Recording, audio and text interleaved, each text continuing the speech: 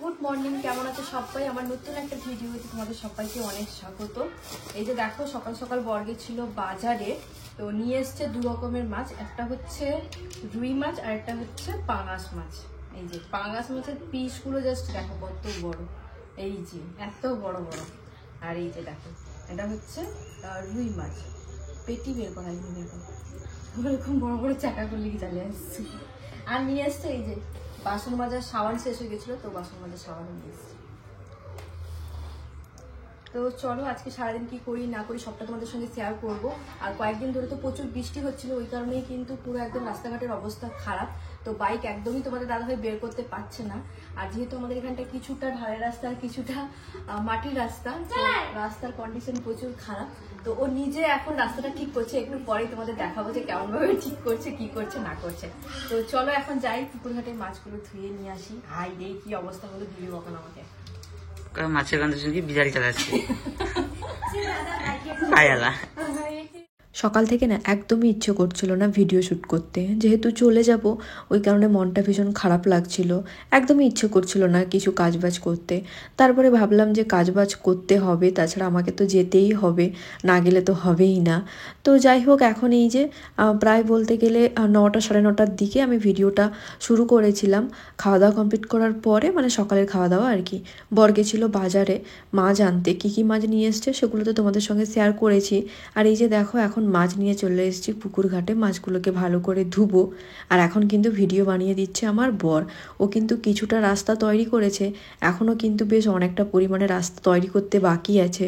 সবটাই তোমাদের সঙ্গে শেয়ার করব। হঠাৎ কেনই বা ও রাস্তা তৈরি করছে সেটাও তোমাদের সঙ্গে শেয়ার করব। আর সাইডে কিন্তু একজন কাকিমা ছিল, তো কাকিমা আমাকে মানে মজা করে কিছু কথা বলছিল, ওই কারণেই কিন্তু হাসছিলাম। তো চলো দেখতে থাকো। প্রায় 3 দিন মতন প্রচুর পরিমাণে বৃষ্টি হয়েছে আমাদের এদিকটায়। আর আমার শ্বশুরবাড়ি তো অনেকটা গ্রামের ভেতরে, তো রাস্তাঘাট খুব একটা যে ভালো তেমনটা নয়, কিছুটা ঢালাই কিছুটা কিন্তু মাটির রাস্তা। তো মাটির রাস্তা হওয়ার কারণে বৃষ্টি হয়েছে, ওই কারণেই ভীষণ পরিমাণে কাদা, একদমই বাইক বের করানো যাচ্ছে না। তো আমার বরের জাস্ট কাণ্ড কারখানা দেখো, এই যে বাড়ির পিছন সাইড থেকে এই পাথরগুলো নিয়ে যাচ্ছে এখন রাস্তা ঠিক করতে। চলো মাথায় ওঠাও ওঠাও। ফৌজি মানুষ বলে কথা, সব কাজই করতে পারে, জুতো সেলাই থেকে চণ্ডীপাঠ, এমনকি প্রয়োজনে এই যে দেখো, যেমন বন্দুক চালাতে পারে তেমনি সব কাজই করতে পারে। চলো এবার দেখাই যে কোথায় গিয়ে এটাকে ফেল। বাড়ির পিছন সাইড থেকে পাথরগুলো নিয়ে এসে এই যে এখানটায় ফেলছে, গাড়ি বের করবে তো ওই কারণে পুরো এখান থেকে ফেলা শুরু করেছে। পুরো একদম রাস্তায় ফেলেছে নাকি, রাস্তায় ফেলেছে বাট কম। এই যে এটা হচ্ছে রাস্তা, এই যে দেখো এখানটায় ফেলেছে অল্প করে। এই যে দেখো, এটা হচ্ছে আমাদের বাড়ির সামনে। ওই যে আমি এসছি ওর পিছন পিছন, ও কি করছে না করছে ওটা দেখতে। হয়ে গেল আবার আনবে নাকি?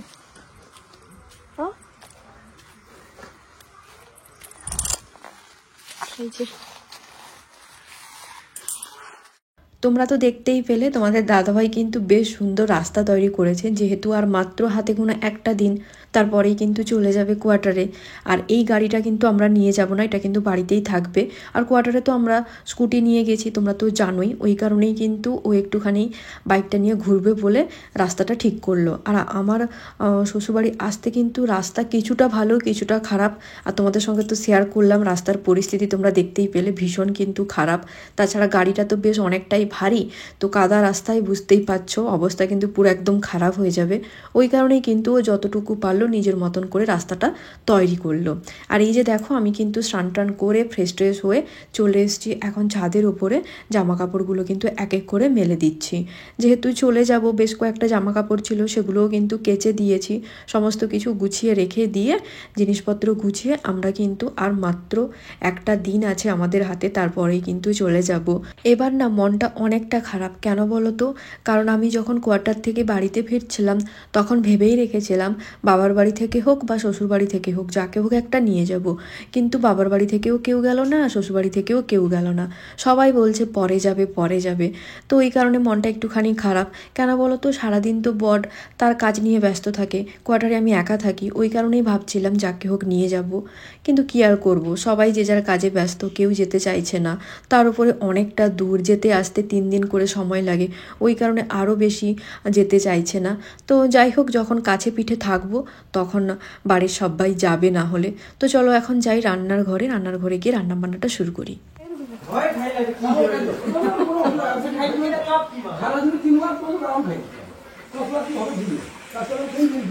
তাহলে এখন মাছ টাছ রইবে না রইবেন? মাছ রাখো, এগুলো লোকে কি হবে? ঠিক নাই।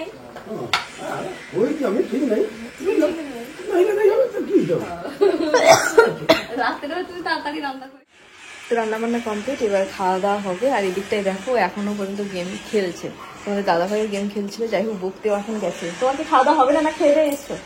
খাওয়া হবে তো কখন? 1:30 বেজে গেল। 2টার সময়। বাপরে বাপ, 2টার সময় সে খাবে। আর এই যে দেখো সবাই আছে এখানটায়।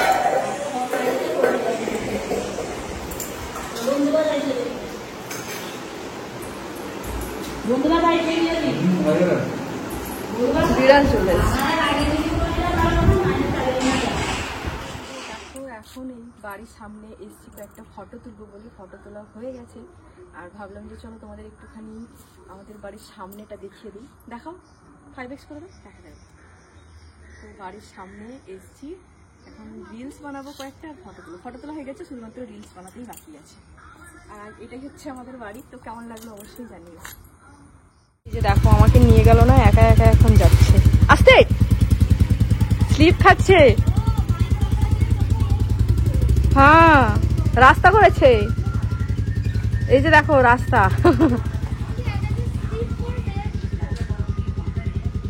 কি হলো?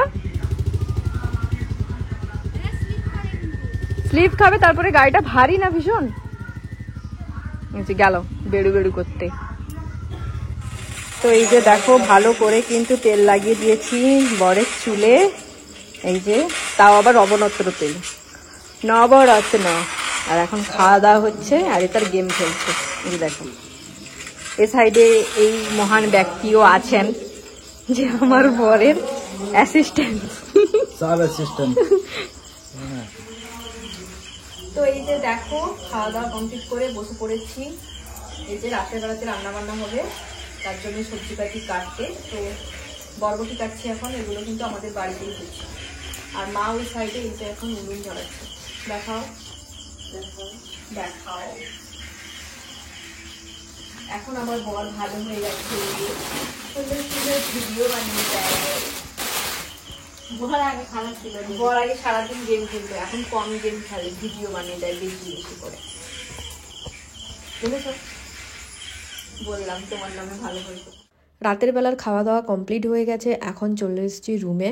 আর রুমে আসার সঙ্গে সঙ্গে আমাদের দুজনের কিন্তু ঝগড়া বেঁধে গেছে, কারণ এখনও পর্যন্ত আমি কিন্তু ট্রলি ব্যাগটা গুছাইনি।